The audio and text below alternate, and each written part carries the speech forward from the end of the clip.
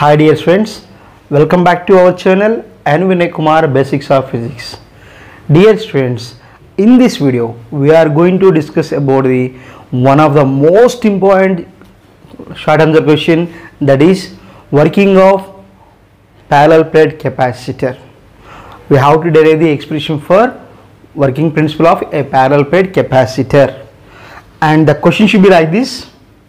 Question ఎలా ఉంటుందంటే, derive an expression for the capacitance of a parallel plate capacitor. Derive an expression for the capacitance of a parallel plate capacitor. So what you are finding there, that is the parallel plate capacitor, children. Simply here a parallel plate capacitor consists of two plates, nothing but conductors. So that should be having some area capital A, and those plates are separated by distance d. Clear? Parallel plate capacitor ఉంటుంది, దాంట్లో ఒక్కొక్క దాని యొక్క area of cross section ఎంత ఉంటుంది, capital ఏ అంటున్నాను, and those two plates are separated by distance of d. Now after that, here the first plate is given to the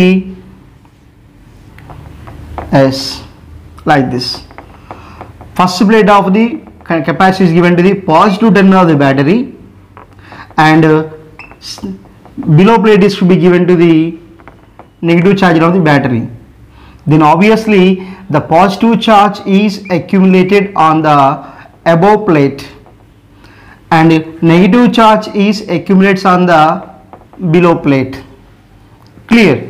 So then after that, here there is some electric field is developed between them like this. There is uniform electric field is created in between the two plates of a capacitor. Clear children? So this is the situation. ఏమంటున్నాం, capacitor రెండు plates ఉంటే ప్రతి దాని యొక్క area of cross section capital ఏ అంటున్నాం, వాటి మధ్య distance ని డి అంటున్నాం. The upper plate is given to the positive and lower plate is given to the negative. Then what you have to say, the positive charge is accumulated on the first plate and negative charge is on the below plate, second plate. Okay, now due to the positive and negative charges, there is some uniform electric field is created in between these two plates. For example, I am saying now it is P and this is the Q. Okay, and now here how we are showing, the electric field lines are in the same direction and they are separated by equal distances. That's why here what you have to say, uniform electric field is created of intensity E. Okay, and next thing children, you have to remember that actually when d square is so less than a, when d square is so less than a, the distance d, what distance between the plates, d square is so less than a, then only it is possible. Otherwise at the end of the plates, here two plates are there, at the ends the field line should be moves like this. The bending of field line should be takes place at the ends of the plates. That effect is called fringing effect. Fringing effect. Clear? Fringing effect. So when there is some uniform electric field is created between these two, but at the ends only, due to the electrical properties, here they can bend like this. That effect is what we call fringing effect. When the distance is so less than compared to the area, then the fringing effect can be ignored. So ఎప్పుడైతే d square is so less than ఏం తీసుకుంటామో, అప్పుడు ఏవైతే fringing effect ఉంటుందో దాన్ని మనము ignore చేస్తాము. చేసినప్పుడు డయాగ్రామ్ని ఇలా చూపిస్తాము, మీకు టెక్స్ట్ బుక్లో డయాగ్రామ్ అలానే ఉంటుంది. సో ఇప్పుడు మరి ఆ కెపాసిటెన్స్ ఏవైతే మనకి ప్యారలల్ ప్లేట్ కెపాసిటర్ ఉందో దాని కెపాసిటెన్స్ ఈక్వేషన్ ఎలా డెరైవ్ చేయాలో చూద్దాం. In this diagram, here you have to observe P is the one plate and Q is the another plate. The surface charge density of P is the sigma, and for the surface charge density of Q is the minus sigma. Surface charge density of P is sigma and for this plate minus sigma. Clear? So already in Gauss law applications we know that what it is, the electric field intensity to the infinite plane sheet, that is what E is equals to sigma by 2 epsilon naught. So like that, in this case the electric field intensity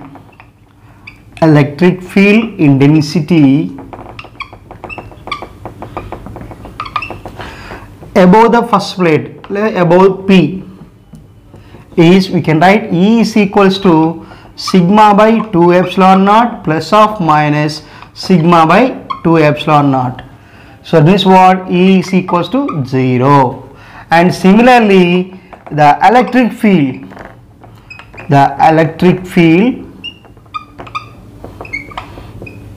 below the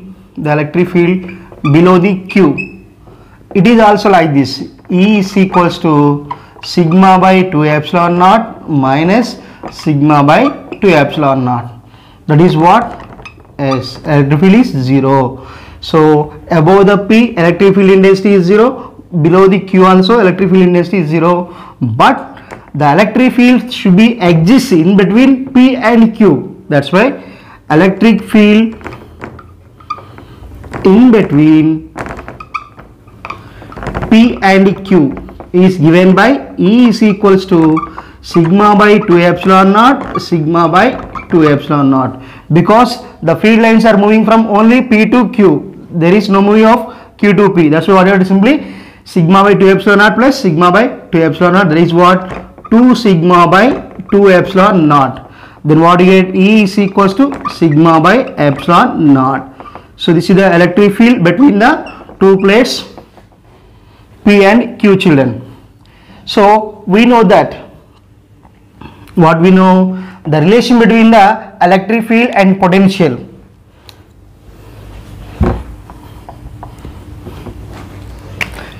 Relation between E and V. What is E? Electric field intensity. What is V? Potential. That is what, children? E is equals to V by D. This is equation number 2. Here equation, what it is? Electric field is sigma by epsilon naught. Here it is what? E is equals to V by D. So from these two, what you have to write, children? We have to equate them. Simply we have to equate them. Then how we can write? Sigma by epsilon naught is equals to V by D. Clear? Here, children, what is Q? So what is sigma? Surface charge density. We know that sigma is equals to what? Q by A. The charge available in particular area. That's what we call surface charge density. That's why here in this case, what it? Sigma means what? Q by A epsilon naught is equals to V by D. So already we know that, what we know? Sigma by epsilon naught is equals to V by D. And what is sigma? Sigma is the surface charge density Q by A. So what you get? Q by A epsilon is equals to V by D. From that, what you get, children? Q by V is equals to epsilon naught A by D. Here what you know? Q by means what? C. Q by means what? C. Therefore C is equals to epsilon naught A by D, since Q by V is equals to C. Clear, children? So here C is equals to epsilon naught by A by D is the capacitance of a parallel plate. Capacitance of a parallel plate capacitor. Clear, children? Very simple. In this case, what you have to observe? The electric field below the plates are 0, but there is some electric field is there that should be in between P and Q. That is what it is, sigma by epsilon naught. And next thing is what you have to remember?